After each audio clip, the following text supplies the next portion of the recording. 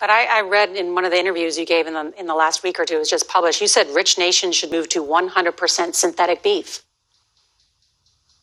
Yeah, unless we can make the cow zero emission, which, I'm not sure we can, we do need to get rid of those emissions. And, it's not going to happen overnight. The scale up and the innovation still required there is quite large. But yes, zero is a very demanding number, and it doesn't allow you to say, well, all but, the 6% that comes from cows. Mm-hmm.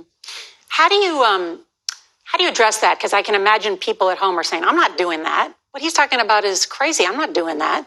We're not going to stop eating hamburgers. We're not going to stop. I farm cattle. We're not going to stop doing that. I'm not going to change my way of life because of something that he's talking about is going to happen in 30 years. How do you address that? Well, it's the same, for gasoline cars. The companies are seeing that they need to change. And it's phenomenal. GM, which is, created along with Ford, the global car industry, is now saying that, the gasoline engine days are numbered. And Mary Barra and GM have also recognized that a younger consumer base is also going to want that product. Exactly.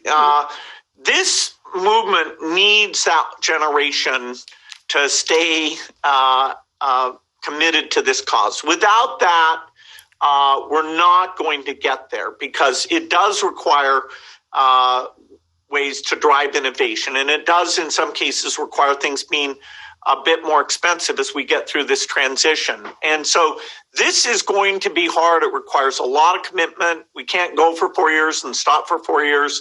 But the young generation, I think, will demand it.